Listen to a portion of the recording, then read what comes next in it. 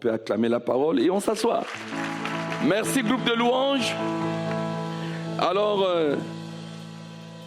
le leader du groupe de louanges l'a dit, le ciel est dans la joie parce qu'il y a 2 de ses enfants qui reviennent à la maison sur le plan spirituel, qui se baptiseront, qui donnent leur cœur à Jésus. Et la Bible dit, il y a de la joie devant les anges de Dieu pour un seul pécheur, quand un seul pécheur se répand et vient à Dieu. Et je disais à nos futurs baptisés de quelques minutes maintenant, ce matin, je leur partageais la primeur de ce que j'allais apporter et je leur donnais cette image.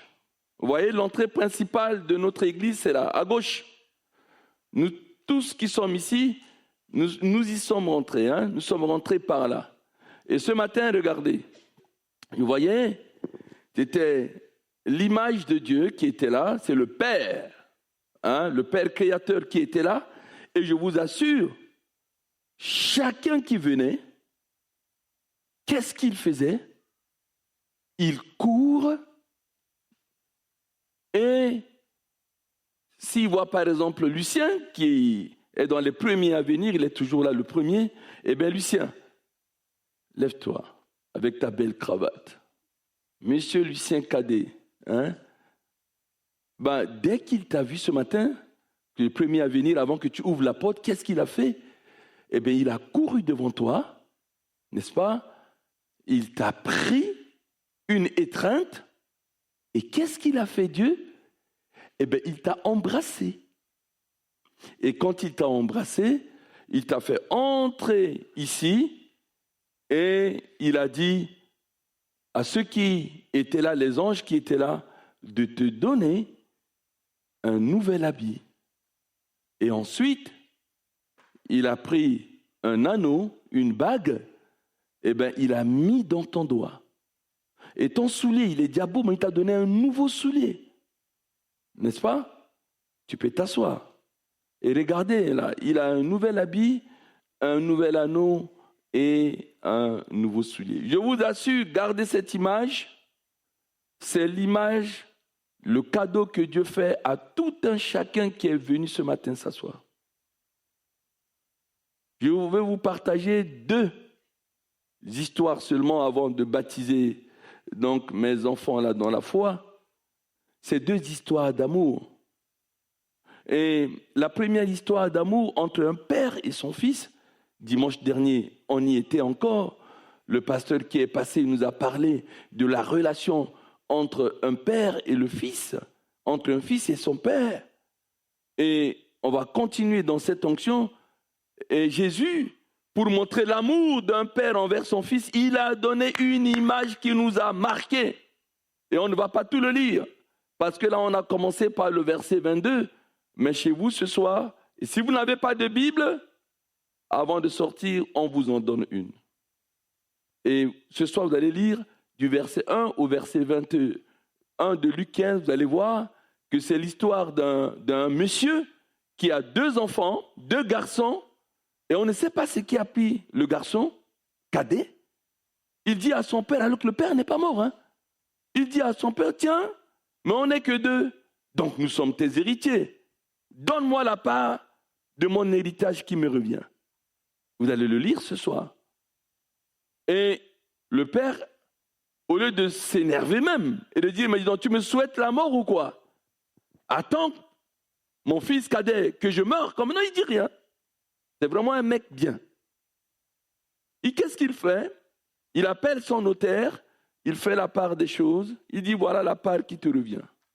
Et dès que le cadet a pris tout l'héritage, le texte ne dit pas est-ce qu'il y avait de belles voitures dedans, combien d'argent il y avait dans le compte, combien il a reçu. Mais on sait simplement qu'il a eu sa part d'héritage. Et qu'est-ce qu'il fait? Tellement content d'avoir son héritage pendant le vivant de son père, waouh! Ce sont les voyages. Il a terminé tous les voyages de l'Europe. Dans ma Bible, il s'est rendu à Londres, il s'est rendu à Madrid, il est allé voir le match de PSG vous avez compris, en Angleterre. Il est parti Là, actuellement, il est sur une île, on ne sait pas où. Il est parti faire la viva avec ça. Et dans le lieu où il était, le texte nous dit qu'il a tout dépensé. Et la dépense qu'on appelle, il y a un mot français qui caractérise ça, qui s'appelle la prodigalité. Il a tellement dépensé et il a tout dépensé. Et c'est comme ça qu'on lui a donné un surnom, parce que ce n'est pas son nom. Le texte n'a jamais donné son nom, mais il y a eu un surnom. On l'a appelé le fils prodigue, c'est-à-dire un fils qui a dépensé. C'est un dépensier. Il aime dépenser. Et il a tout dépensé. Et du coup, on l'appelle fils prodigue. Et quand il a tout dépensé, il n'a plus rien pour manger, même un kebab. Eh bien, qu'est-ce qu'il a fait? Il s'est fait embaucher par un monsieur qui gardait des cochons, des porcs. Et les caroubes qu'on donnait aux cochons, c'est comestible. Il voulait même manger, on lui a dit non. Attends ton salaire, parce que ça, c'est réservé aux cochons. Et là, il n'a pu accepter. Il a dit, je me souviens que chez mon père, ses ouvriers, ses salariés avaient droit à mieux. Mais de là où je suis perdu. Et qu'est-ce que je veux faire? Je me lèverai, je retournerai vers mon père et je dirai à mon père, Père, je ne suis plus digne d'être appelé ton fils. Mais je te demande juste une seule faveur. Embauche-moi simplement comme ton ouvrier. Et c'est la décision qu'il a prise. Mais le texte nous dit, et c'est l'image que je vous ai donnée, il est retourné, il a marché, et quand il est arrivé à son adresse, là où il y a sa famille, là où il y a son père, le père était certainement sous sa véranda ou fenêtre ou je ne sais quoi, mais il a aperçu, comme Ben qui est là-bas. Il a dit, mais c'est bien mon fils. Il a aperçu, il voit, quelques minutes après, il voit vraiment que c'est son fils qu'il croyait perdu, puisqu'il n'a plus donné des nouvelles. Il est parti faire la viva. Il est tombé dans la débauche. Et le père dit certainement, il n'a jamais donné, alors que moi j'étais gentil, sympa avec lui. Je lui ai donné l'héritage. Mais cet enfant ne communique plus avec moi. Qu'est-ce qu'il fait? Eh bien, il court. C'est l'image de ce matin. Il court, il prend son fils.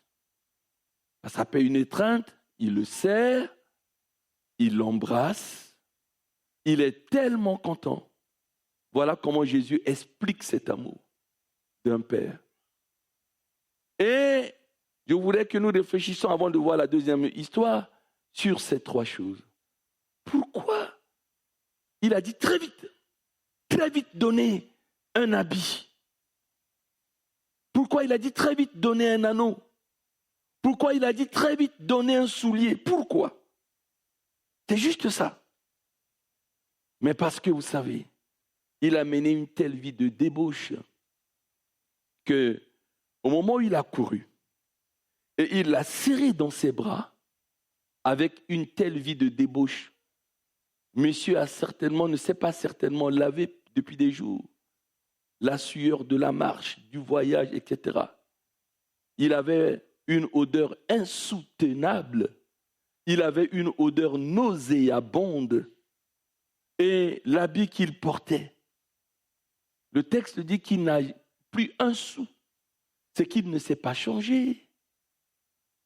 Il portait un haillon souillé, ce que les clochards appellent les guenilles, des loques, des oripeaux. Vous voyez? Ça pue, pestilentiel. Mais il le sert quand même. Voyez-vous?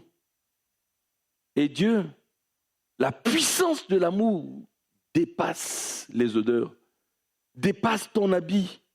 On voit quelqu'un qui n'a plus de moyens et qui ne se lave plus. Il ne va pas aller voir le Prissou pour faire ses ongles. Ses ongles de doigts, publicité gratuite. Ou ses ongles de pied. On voit tout de suite son enfant, il est en difficulté. On n'est certainement pas coiffé, pas rasé. Et je ne parle même pas d'un habit non repassé.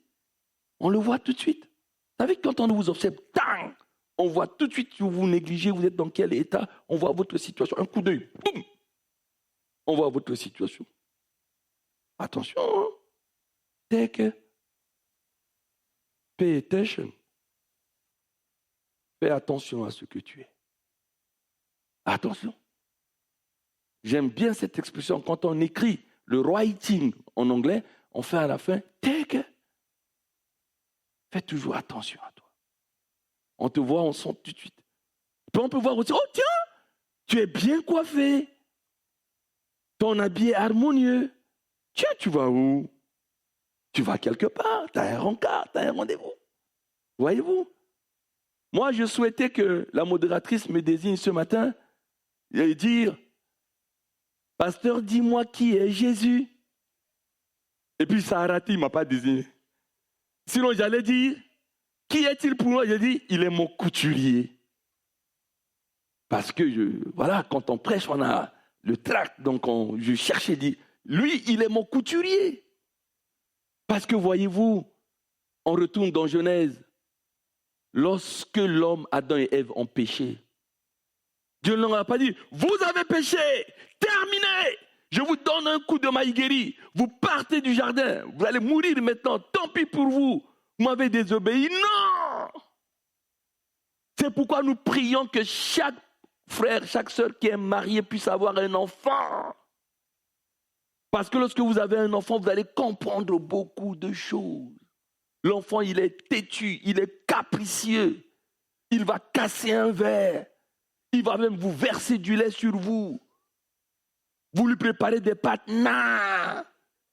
Préparez du riz, non. Les enfants gâtés, riches de France, là. Non. On court même après eux pour leur donner de quoi à manger. Mais ils font toutes les sortes de bêtises. C'est que des irritants. De 5h à minuit, que des irritants. Qui vous irritent. Mais vous ne pouvez pas prendre l'enfant et le balancer. Vous l'aimez. Malgré sa têtutesse, malgré ses caprices, malgré sa récidive. Toute la journée, l'enfant ne fait faire que ça. Non, il peut même se permettre de dire, t'es plus ma copine, maman. T'es plus bon. Et moi, me dire, je vois mes petits-enfants dire à mes gentils enfants, eh bien, t'es méchant. Il dit, hey, c'est mon fils, c'est ma fille. Hein? Mais non, il est méchant. Mais non. Pourquoi il est méchant? Parce que simplement, on leur dit, ah non, maman ne veut pas qu'on te donne un téléphone. Aïe, guerre. Il y a une guerre qui est déclenchée immédiatement. Et regardez Dieu. Adam et Ève viennent de pécher. Le Seigneur, l'Éternel, qu'est-ce qu'il a fait? Il les a regardés. Il portait un haillon. L'habit du péché, c'est quoi? C'est juste un figuier avec 3 cordes. On se cache le sexe. C'est le cache-sexe. C'est une espèce de bikini du pécheur. Le bikini du pécheur. Il est allé dans la débauche et il vient avec son bikini. Et le père le voit, certainement. Voilà, il y a une compassion. Il ne dit rien. Et la première des choses que l'Éternel a fait, c'est de tuer un animal, de prendre la peau et de coudre un habit pour Adam et Ève. Mais ils ont péché.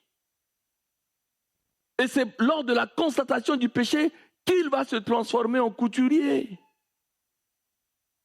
En faisant Ève, il s'est présenté comme un divin chirurgien, puisqu'il a anesthésié Adam, prendre la côte pour faire la femme. Mais il va être aussi un divin couturier. C'est la première des choses que Dieu a fait à l'homme. Et on le retrouve ici dans l'image que Jésus a donnée.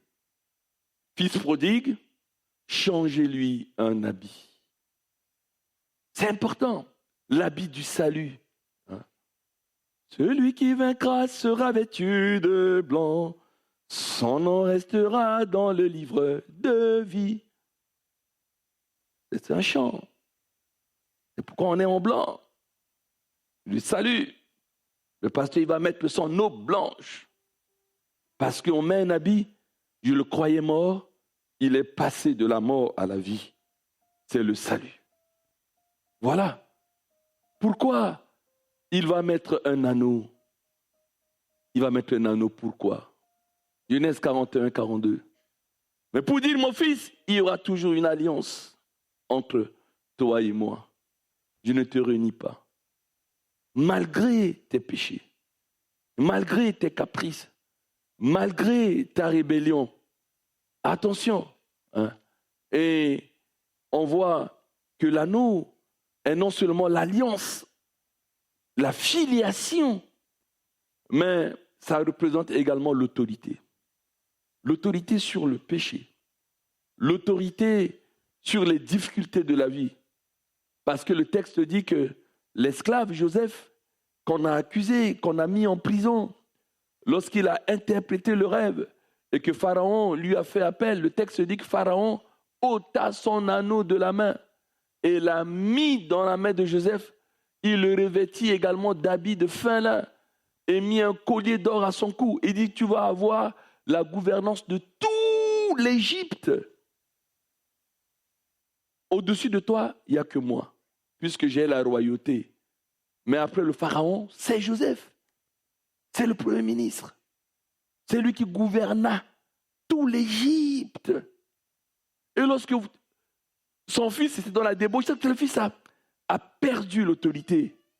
Il n'a plus l'autorité de fils de son père, qui a de l'autorité. Il a perdu. On lui a mis un anneau. Regardez comment l'amour de Dieu s'exprime envers quiconque vient ce matin en ces lieux. Et pourquoi il va mettre les souliers? Vous savez, les esclaves marchaient nu-pieds. C'est le soulier d'homme libre. Il n'était plus libre. Car cette liberté que tu as, qui ne te permet même pas de manger les caroubes de porc, de cochon. Voyez-vous? Hein? Tout de suite, mettez-lui un nouvel habit. Tout de suite, un anneau. Tout de suite, des souliers. C'est important. Et certainement, il n'avait même pas de souliers. Il a dû marcher avec le seul. Mais il fallait lui donner cela.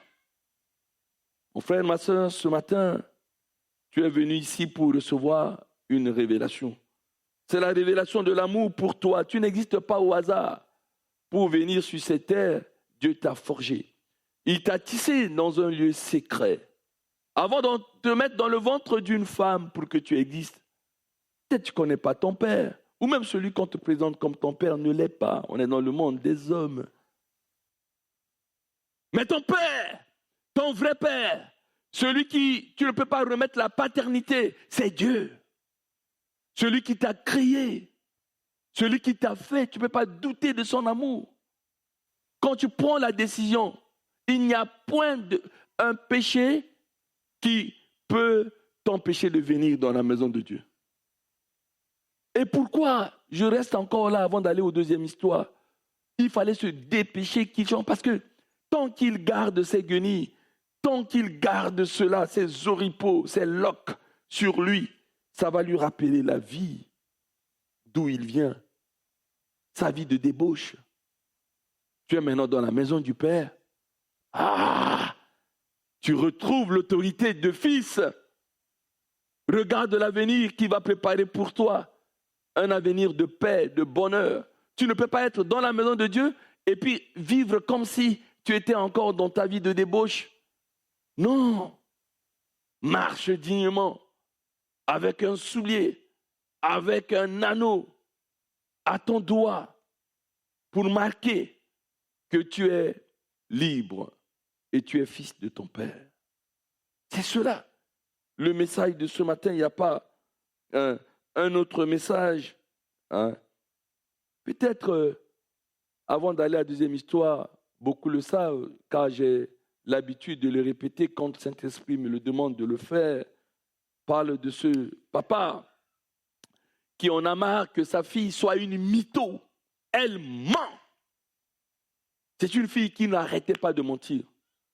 Elle ment, elle ment, elle ment. J'ai fait ceci, mon père m'a fait cela, etc. Tout le quartier sait que c'est une menteuse. Il a donné des punitions, va au mur, etc. et tout. L'enfant n'a pas changé. De plus en plus qu'il est puni, qu'elle est punie, elle devient encore plus mytho, elle n'arrête pas de mentir. Alors le père, il est triste, il prie, et le Saint-Esprit va lui révéler, il dit, mais ton enfant, tu vas la gagner par la puissance de l'amour. Demain matin, lève-toi et accompagne-la, et je vais travailler avec toi. Car c'est le Saint-Esprit qui fait quelque chose. C'est lui qui convainc. Et le Saint-Esprit va maintenant entrer en jeu. Qu'est-ce qu'il va faire?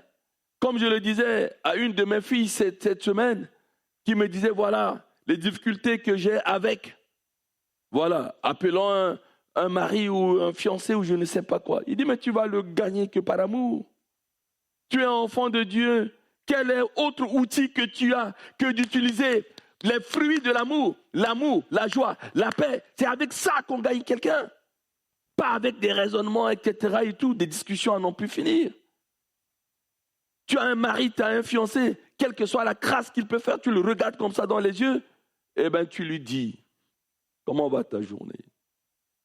Je t'aime, bonne nuit. C'est tout. Elle sourit, ma fille. Je ne parle pas d'Anaïs, hein. Je parle de ma fille qui sourit. On a tous des problèmes. Comprenez ça. Il faut des outils d'amour. Il y a une puissance dans les outils d'amour. Et quand tu utilises ça, c'est bon. Alors le matin, le père se lève. Il s'habille. L'enfant, voilà, va à son école, à son collège. Il dit, je vais t'accompagner, ma fille. Oh, bizarre. Papa m'accompagne aujourd'hui. Qu'est-ce que c'est pas ça? Alors il l'accompagne. Papa, tu ne vas pas au travail? Non, je t'accompagne juste un peu.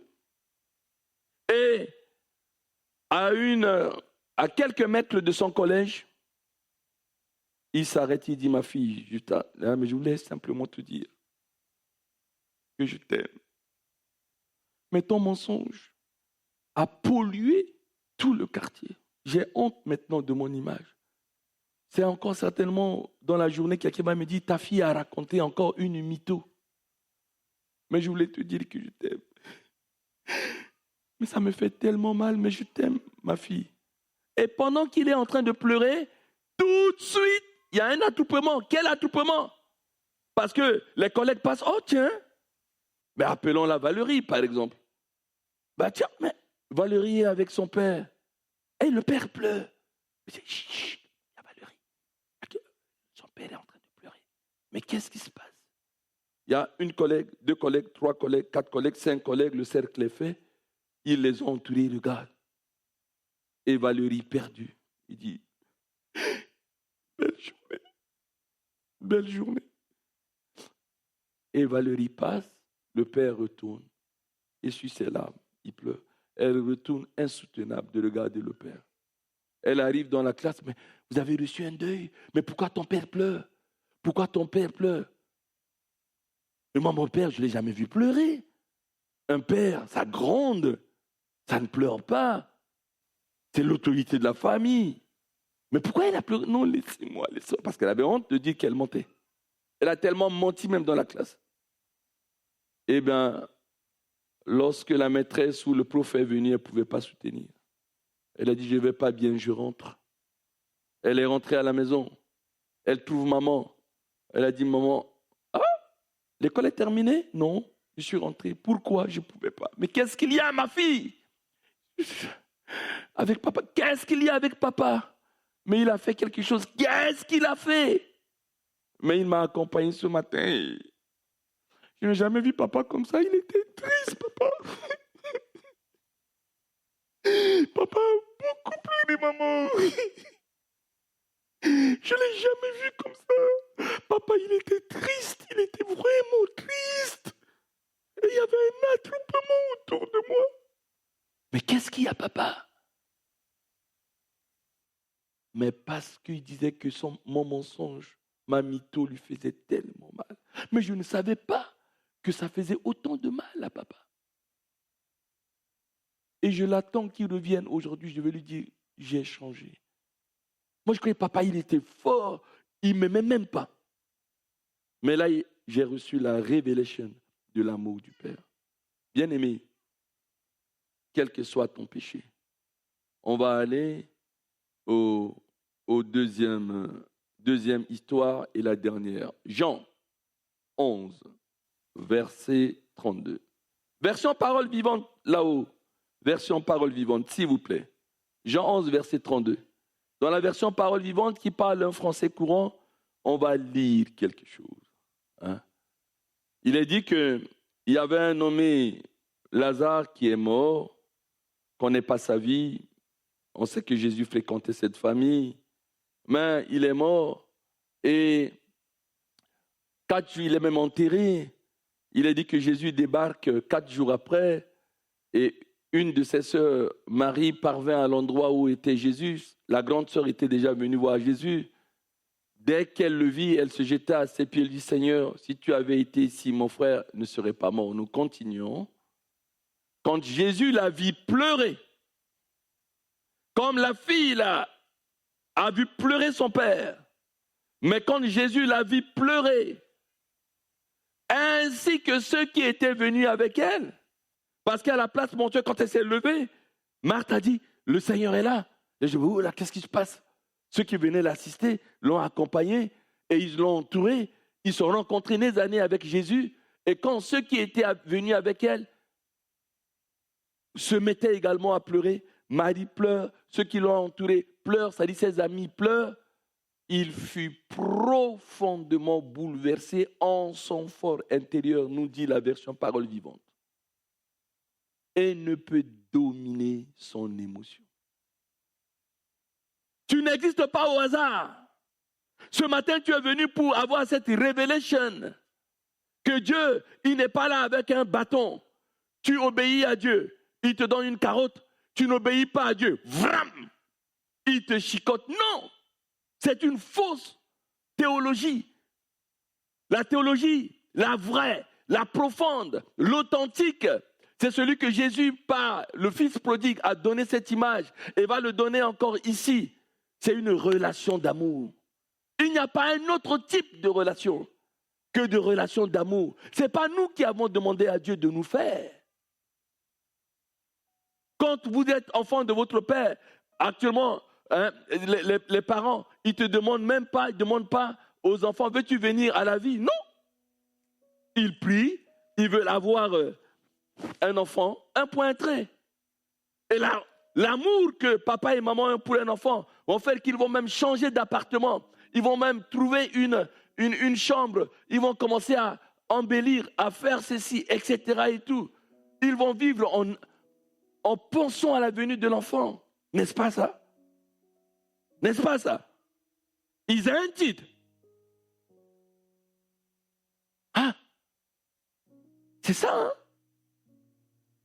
C'est la relation. Que quelqu'un ne vous prêche pas autre chose. Dieu, il n'est pas là, il n'est pas en manque, je ne sais de quoi, et en train de chicoter des gens qui désobéissent, en train de donner des carottes à ceux qui obéissent. Non. C'est une relation d'amour. Tu es venu pour que Jésus te dise, chaque fois que tu fais un péché, il est profondément bouleversé en son fort intérieur. Et il ne peut dominer son émotion. Nous continuons au verset 34. Il a dit, mais où l'avez-vous enterré? Voilà la question. Où on a enterré ta santé? Où on a enterré tes finances? Où on a enterré ceci ou cela, ton mariage, tes fiançailles, ça est enterré quelque part. Hein? Et Jésus, lui, il est là. On lui dit, mais viens Seigneur, on va te montrer. Il part à la tombe. On continue, verset 35. Je cherchais un verset. Et là, Jésus se mit à pleurer. Il se mit à pleurer comme ce père qui accompagnait sa fille, verset 36. Et quand il s'est mis à pleurer, alors les Juifs dirent, voyez comment il l'aimait. On a d'une part l'image de la course, l'image des étreintes, l'image de l'embrassade, l'image de don d'un habit, l'image de don d'un anneau, l'image d'un soulier, on a l'image de pleurs. Quand on aime son enfant, quelque chose lui arrive. Mais Jésus pleure. Il pleure parce que Lazare représente l'humanité, les 8 milliards d'hommes qui existent actuellement. Il pleure à cause de nos péchés qui nous sont fait sortir de l'éternité et nous a amené la mort. Quelle que soit ta richesse, tu meurs quand même. Aujourd'hui, roi, président, qui que ce soit, tu meurs quand même. Trump va mourir. Et même le pape se dit-il représentant Jésus-Christ sur la terre, alors que nous y sommes tous. On est tous représentants de Jésus. C'est pour ça qu'on nous appelle des chrétiens, petits Christ. Pas une seule personne qui va se l'arroger. C'est clair. Mais même ce représentant de Jésus-Christ, selon lui, il est mort quand même. Le pape mange mal? Mais répondez-moi. Hein? Le pape, il ne mange pas bio? Le pape n'a pas les moyens? Il n'a pas de médecin chevronné qui suit sa santé? Pourquoi il est mort? Pourquoi? Mais c'est pour ça que Jésus pleure. Il pleure pour nos péchés qui nous a amenés à la mort. Il pleure pour ça. On va baptiser mes 2 enfants. Mais ce matin, le baptistère était vide. Ce sont les larmes de Jésus qui ont rempli le baptistère. C'est ça, la profondeur de l'enseignement. Ce sont ces larmes-là qui ont donné cette eau. Et quand tu vas entrer dedans, tu vas, comme Lazare, passer de la mort à la vie. Pourquoi? Parce qu'il t'aime. Parce qu'il t'aime. Il y a une corrélation entre les larmes de Jésus et le baptême. Parce que Jésus dit, il est un baptême dont je dois être baptisé, et combien il me tarde qu'il soit accompli. Le baptême n'est autre chose que la croix. Prendre ses péchés, nos péchés, ton péché, mon péché, les péchés d'Exaucé, de Yann Bindoukou, sur lui. C'est ça, c'est pas autre chose. Hein? Mais bien sûr, il y a Yann Nganga et il y a Yann Bindoukou. Il y a 2 Yann ici. Hein? Prendre sur lui. Et c'est ça, la corrélation. Et puis Exaucé, toi qui vas rentrer en premier, tu nous expliqueras pourquoi. Et Yann, vous savez pourquoi? Parce que vous garderez Matthieu, à Jean 3,16, car Dieu a tant aimé le monde qu'il a donné son Fils unique afin que quiconque croit en lui ne périsse pas, mais qu'il ait la vie éternelle. Ce péché qui leur a fait perdre la vie éternelle, Jésus nous le redonne. Mais il y a Jean 3,16, répétez après moi Jean 3,16, et répétez après moi Matthieu 3,16. Voilà. Projetons-nous Matthieu 3,16 jusqu'à 17. C'est des clés de rétention. Vous allez retenir Jean 3,16, Matthieu 3,16, il y a une corrélation. Il est écrit, dès que Jésus eut été baptisé, écoute bien, Exaucé et Anne, dès que Jésus eut été baptisé, bien sûr on va vous chanter un chant, mais il y a quelque chose qui va se passer de manière spirituelle. Il sortit de l'eau, et voici les cieux s'ouvrirent, il vit l'Esprit de Dieu descendre comme une colombe et venir sur lui, verset 17. Et voici, une voix fit entendre des cieux ces paroles. Celui-ci, Exaucé, celui-ci, Yann, est mon fils bien-aimé, en qui j'ai mis toute mon affection. Un point barre. C'est le résumé de toute la Bible. La relation d'amour entre Dieu et nous. Ces larmes-là, vous rentrez dans l'eau, vous sortez. Vous allez recevoir ça dans votre esprit. Car l'homme est tripartite, il a l'esprit, l'âme et corps. Le corps, c'est l'enveloppe. L'âme, c'est le siège de nos pensées, de nos sentiments, de notre conscience. Mais l'esprit, c'est le siège de Dieu. C'est là où le Saint-Esprit témoigne à notre esprit que nous sommes enfants de Dieu. Quelque chose va se passer dans votre esprit. Vous entendez, tu es mon fils bien-aimé. J'ai mis en toi toute mon affection. Le message est terminé.